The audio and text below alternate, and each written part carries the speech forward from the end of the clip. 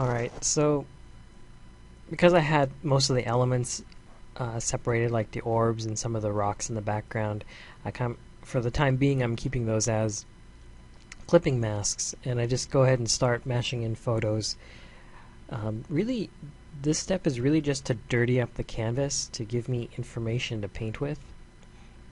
I didn't even think of what color scheme I wanted yet, so that would have probably been smart to begin with. Because I up-res the thumbnail, I'm just cleaning up some of the edges, making sure they're nice and sharp.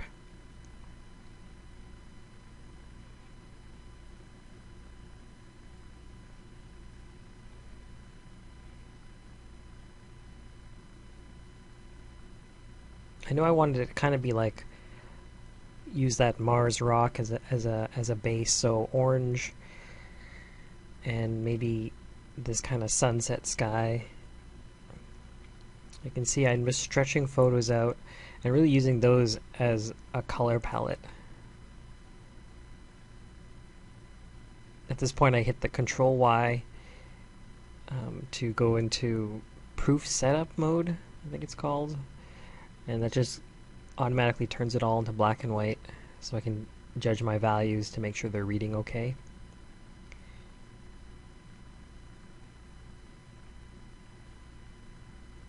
And that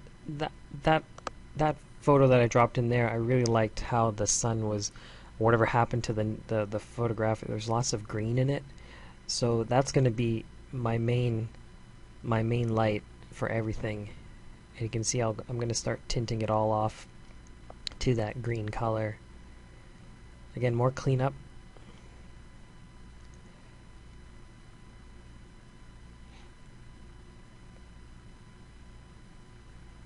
Trying to avoid some tangents here.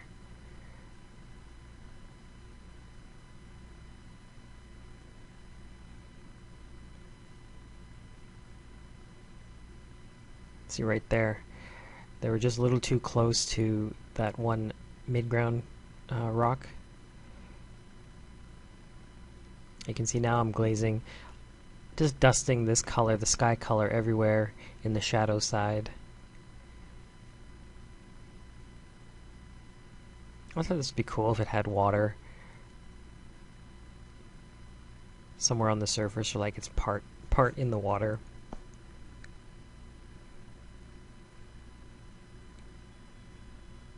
And there I just indicate some light.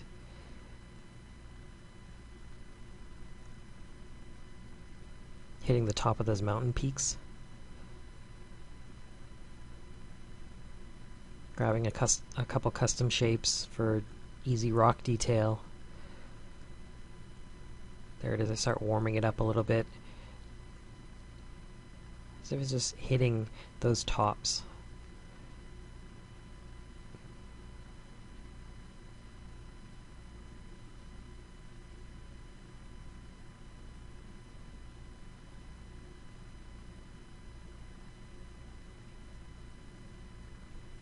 So off to the side, I'm looking into one of my reference folders, looking for just machinery or techie stuff that I can throw in here and kind of liven up these orbs a bit.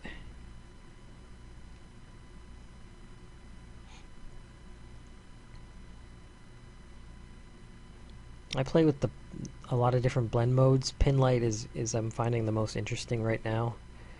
It's just fun to put one on there and adjust the brightness of it, and you start to get very different cutout shapes when using pin light as a blend mode. Try taking two of your paintings and setting one to put them on separate layers, and then set one of them to pin light, and then start moving the brightness around, and you'll see really weird shapes come out.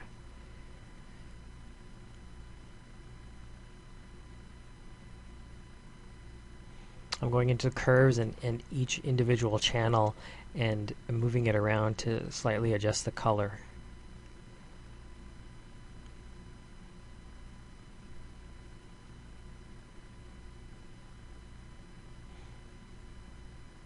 I saved a lot of the original shapes as channels, so I can just quickly make a selection and have that there. So when I eventually get to the point where I just flatten the whole image, I always have those channels that have the selection in there if I need that sharp edge or I want to paint back in that background.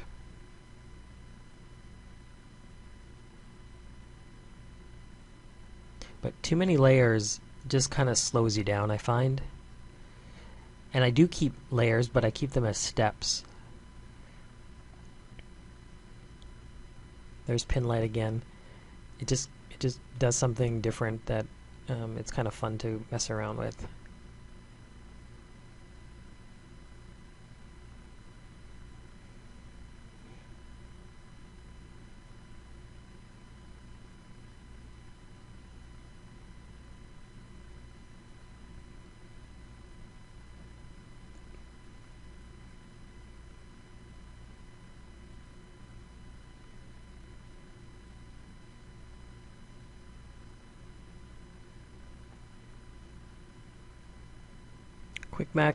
Quick mask mode is one of my favorite features. Making a selection and painting in that selection, then I hit Q on my keyboard and I just modify that selection with the regular transform tools. Right there I put on a threshold filter that turns your image to black and white, and it's another way to try to make a selection.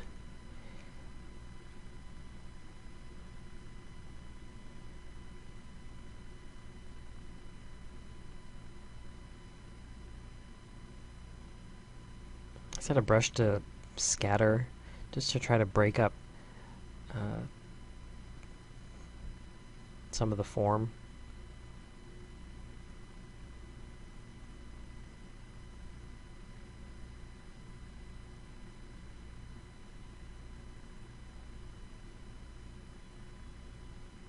See right there, I just flattened everything, really organizing it. I think the only layer I have is the guy. At this point, I was looking at it with my frame, and I kind of liked how those mountains looked. I eventually changed it to I changed it just a little bit near the final, but I thought it kind of looked better without the original frame I had in the thumbnail.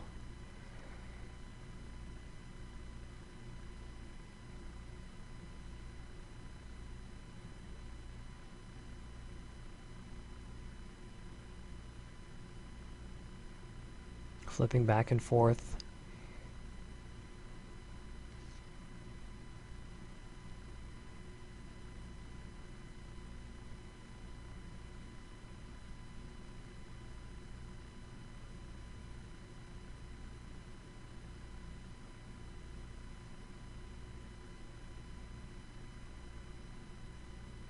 And I copy and paste some of the same part of my painting and move it around. At this point, my old Photoshop was giving me problems, so I downloaded the latest trial. Some things were still not set up properly.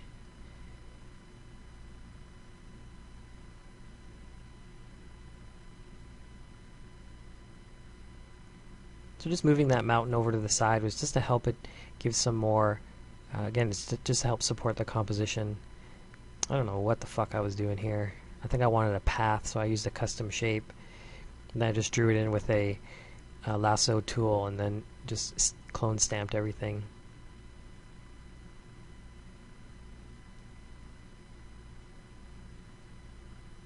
I found even moving the whole ground pattern all over to the foreground area was just looking better. And now I'm putting in some cast shadows. And this foreground orb, I'm making the cast shadow really really close to it, so it looks like it is sitting on the ground. Maybe this one is not as high as the other ones. This is something I don't do too often, is I keep my paintings, unfortunately, really clean. I don't really play with edges too much. And it's something I'm working on. And here, just lassoing the cast shadows for these rocks here and painting them in. And grabbing some of the light and just hitting them a little bit at the top.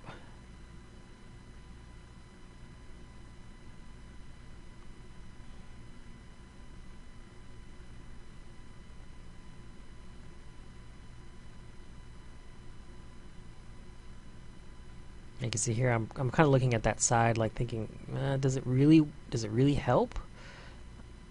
Or is it just taking away from the main orbs? Here I try to create a scattered texture that gets further away at the top. It gets less condensed.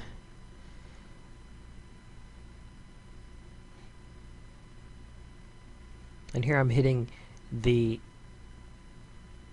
edge shadow with just a little bit more saturated orange. Oh, this little guy was really blurry from the thumbnail, so I cut him out and painted some of the ground colors into him.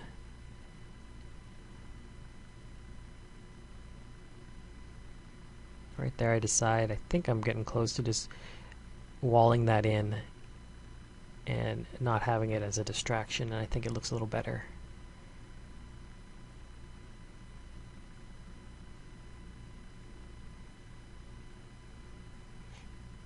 And color balance, just tweaking things a bit.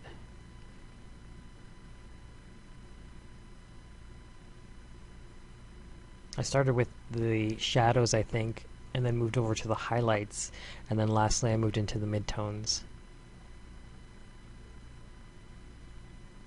And then I'm just erasing it out. There's another one, Vibrance. It's pretty cool, just to kick up your colors a little bit. And decide to just dust the whole ground with this orange dust.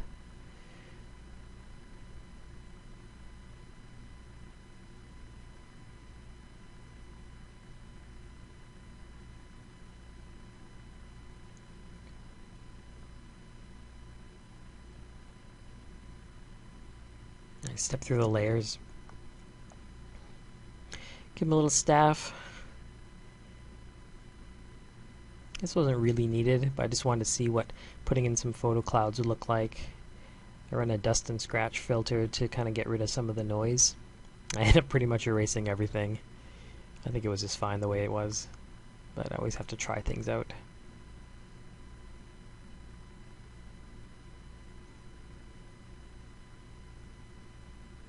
And I'm fixing up some of the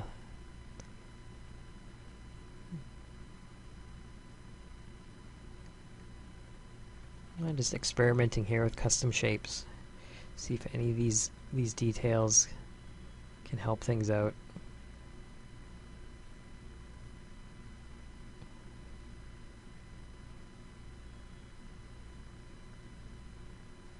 I want to experiment right now with seeing if I can add a bunch of dust to this foreground orb, orange dust. So I copied it and then tried to change its hue to the same one, but what I didn't realize was that I'd be changing its value too much and it just didn't look right.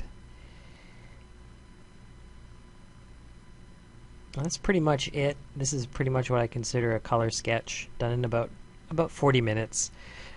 You can go nuts on this thing and start cleaning up, start photomashing like the mountains in the background and really detailing this up, but for me this is enough. So I hope you enjoyed that. Just if you do have any questions about anything, just give me an email or anything like that. Alright, thanks.